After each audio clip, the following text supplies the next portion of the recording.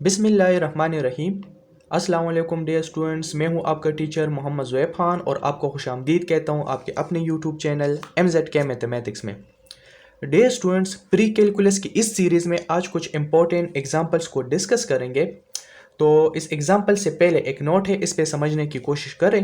क्या कह रहे कि if the sides A, B and C of a triangle satisfy a square plus b square equal to c square, then the triangle is a right triangle with legs having lengths a and b and hypotenuse having length c। क्या मतलब sir? For example एक triangle है, आपको पता है triangle में तीन sides होते हैं, ए बी सी है। मैंने बेस को ए के बराबर लिया है और जो परपेंडिकुलर है उसको मैंने बी से रिप्रेजेंट किया, हाइपोटेन्यूज को सी से रिप्रेजेंट किया है। एक ट्राइंगल राइट ट्राइंगल तब कहलाएगा, एक ट्राइंगल जो है राइट ट्राइंगल तब कहलाएगा जब वो इस पैथागोरस थ्योरम को सेटिस्फाई कर ले, यानी base square plus perpendicular square equal to hypotenuse के स्क्वायर के बराबर आ जाए तो हम कह सकते हैं कि यस, ये ट्राइंगल राइट ट्राइंगल है। बात की समझ आ रही है? अगर आपको एक एग्जांपल गिवन हो, कुछ ट्राइंगल के वर्टिसेस गिवन हो, आपसे कहा जाए कि ये राइट ट्राइंगल है कि नहीं, तो पैथागोरस थ्योरम के जरिए उसका पता चलेगा। जिस तरह इस एग्जांपल में यहाँ पर देख ले कि determine whether the points M, N and Q are the vertices of a right triangle. कि आपसे कहा जा रहा है कि ये जो पॉइंट्स हमने दिए ये राइट ट्राइंगल के वर्टिसेस हैं कि नहीं है। सबसे पहले हमें क्या करना होगा? Find the length of each side of the triangle.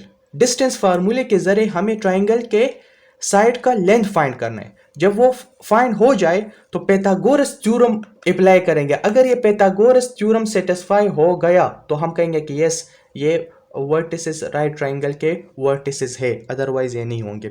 बात की समझ आ रही है कि नहीं? तो सबसे पहले हमें करना क्या होगा कि लेंथ फाइंड करेंगे ना ईच साइड ऑफ ट्राइंगल। तो मुझे फाइंड करना होगा distance of MN, distance of MN। इस M और N ये एक साइड का लेंथ फाइंड करेंगे, फिर MQ हो जाएगा दूसरा साइड और NQ ये तीसरा साइड हो जाएगा। ठीक है, तो डिस्टेंस का फार्मूला हमें ऑलरेडी पता है, प्रीवियस लेक्चर में हम पढ़ चुके थे कि x2 माइनस x1 का whole square plus y2 minus y1 का whole square and whole square root के वो बराबर होता है। ठीक है, तो यहाँ पर आप वैल्यूज को पुट कर ले, x2 माइनस x1। देख ले M और N लिया है तो ये x1 y1 है, ये x2 y2 है, तो x2 माइनस x1 है। चलो मैं यहाँ पर लिख देता हूँ। यहाँ पर देख ले, ये हमारे पास जो कोऑर्डिनेट्स है M के x1 है, यहाँ पर हो जाएगा y1, ये हो जाएगा x2 एंड y2। तो फार्मूले में क्या है कि x2 माइनस x1 है, यानी 12 माइनस x1 की वैल्यू क्या है, -2 है, इसका whole square plus y2 minus y1, y2 की वैल्यू क्या है 3, y1 की वैल्यू 5 है, तो 3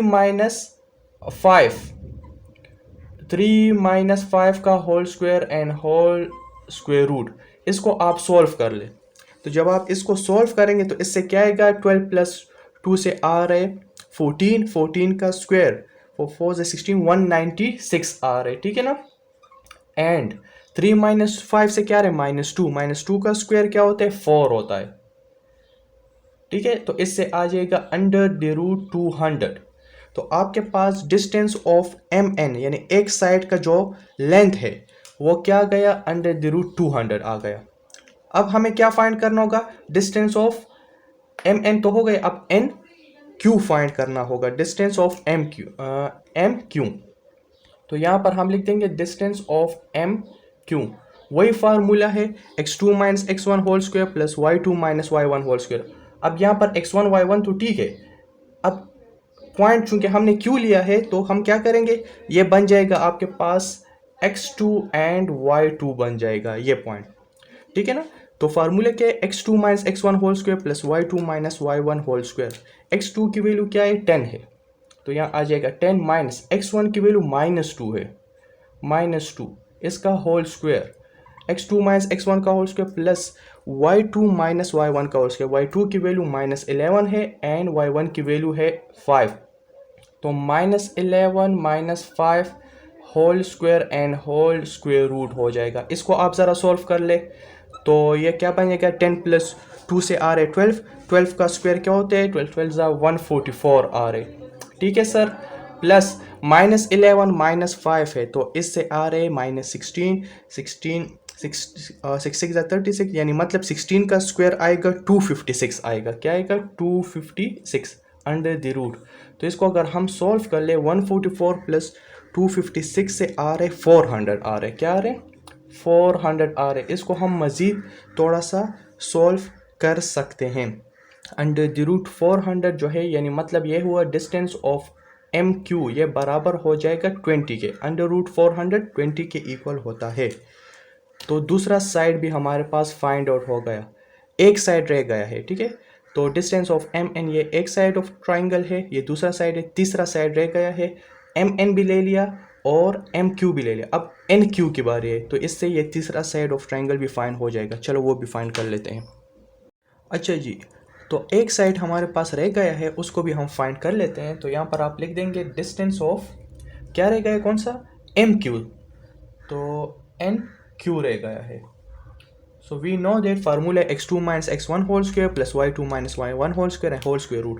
अब यहाँ पर चूंकि n q है, तो ये बन जाएगा आपके पास x1 y1 x2 and y2। अब इसको फार्मूले में आप पुट कर ले। सो x2 minus x1 whole square यानी 10 माइनस 12 होल स्क्वायर बन जाएगा। 10 minus 12 whole square, x2 minus x1 whole square plus y2 minus y1 whole square यानी -11 -3 -3 whole square and whole square root. तो इसको अगर आप सॉल्व कर ले, 10 माइनस 12 से आ रहे -2 का स्क्वायर 4 की इक्वल है। -11 -3 से आ जाएगा क्या?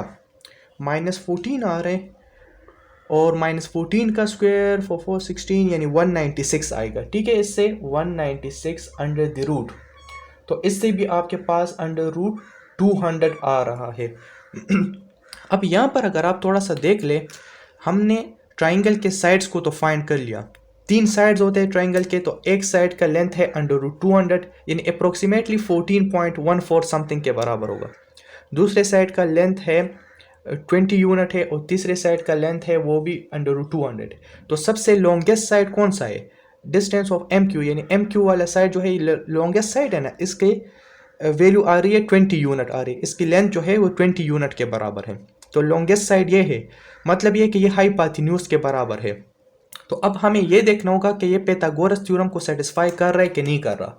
तो नाउ वी नो दैट कि हाइपोटेन्यूज का स्क्वायर वो बराबर होते हैं base square plus perpendicular square. तो हाइपोटेन्यूज ये 20 के बराबर है, तो 20 का स्क्वायर यानी हाइपोटेन्यूज का square base square plus perpendicular square. Base की वैल्यू भी अंडर रूट 200 है और परपेंडिकुलर की वैल्यू भी अंडर रूट 200 है। इसका स्क्वायर ले ले, तो देख ले 20 का स्क्वायर से आ रहे 400 और ये कैंसिल हो जाएगा। 200 प्लस 200 से भी आ रहे 400। तो मतलब ये है कि ये पाइथागोरस थ्योरम सेटिस्फाई कर रहे हैं। अगर एक ट्राइंगल के साइड्स पाइथागोरस थ्योरम को सेटिस्फाई कर ले, तो वो क्या बन जाते हैं? वो राइट एंगल ट्राइंगल होता है। तो आप लिख सकते हैं कि yes the triangle is a right triangle. तो आपका आंसर हो जाएगा कि yes the triangle is a right triangle. ये जो ट्राइंगल है हमारे पास, कौन सा ट्राइंगल है? एक राइट ट्राइंगल है, और यही आपका कंप्लीट आंसर हो जाएगा। अच्छा जी, नेक्स्ट इंपॉर्टेंट नोट है कि 3 points are collinear. 3 points collinear होंगे। सर कोलिनियर से क्या मुराद होता है? जब एक ही लाइन पर ये तीनों पॉइंट्स आ जाए, एक लाइन पर जब ये तीनों पॉइंट्स लाइक करते हो तो वो कोलिनियर कहलाएंगे। ठीक है, तो 3 points are collinear if the sum of the distances between 2 pair of the points.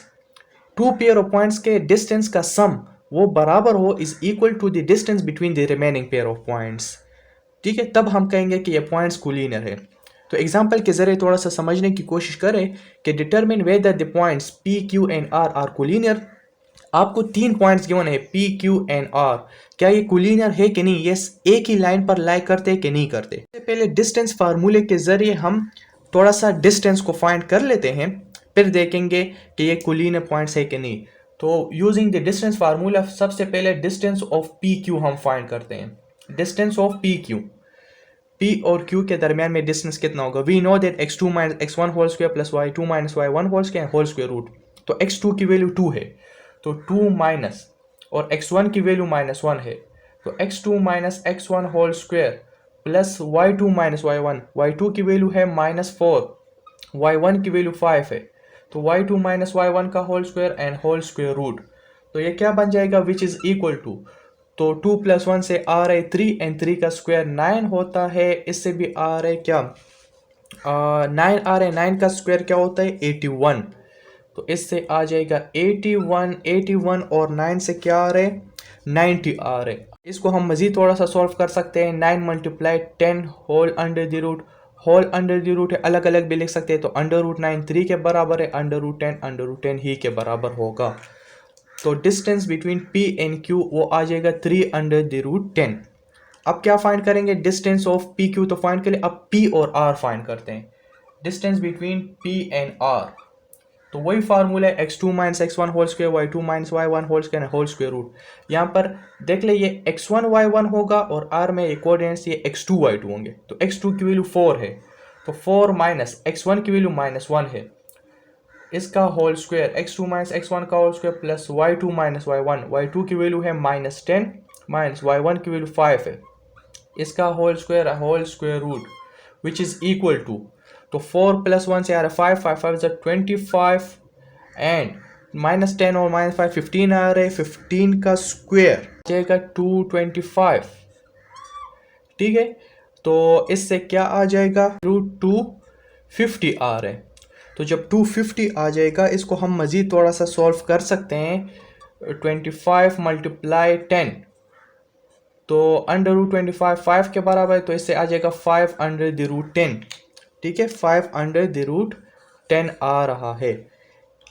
अच्छा, तो PQ भी फाइन हो गया, PR। अब किसकी बारी है, QR की बारी है। तो डिस्टेंस बिटवीन QR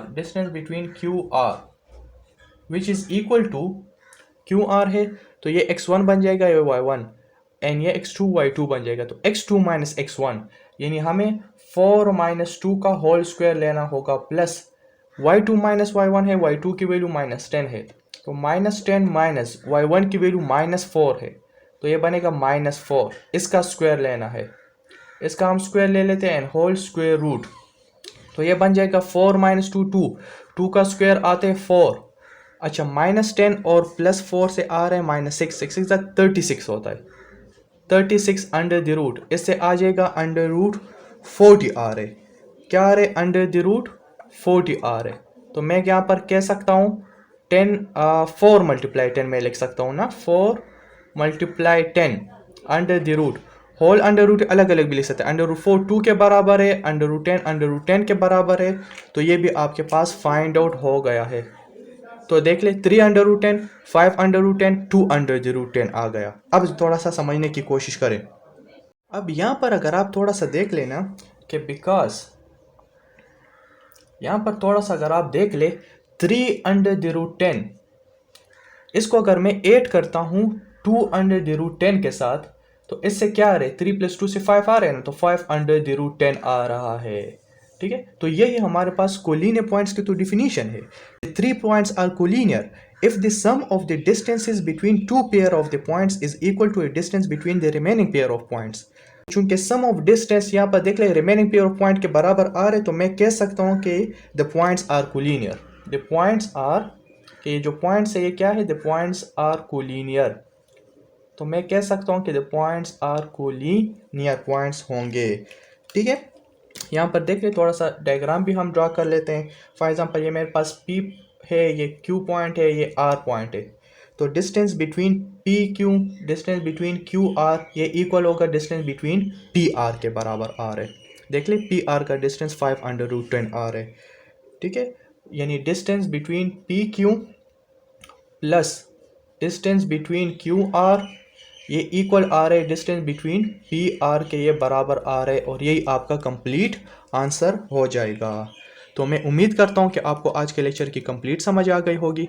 फिर भी कोई क्वेश्चन हो, किसी स्टेप की समझ ना आई हो, किसी टॉपिक की समझ ना आई हो, तो बिल्कुल आप कमेंट सेक्शन में पूछ सकते हैं। आज के लिए इतना काफ़ी है, फिर मुलाकात होगी नेक्स्ट लेक्चर में। तब तक के लिए wish you all the best. Thank you, अस्सलाम वालेकुम।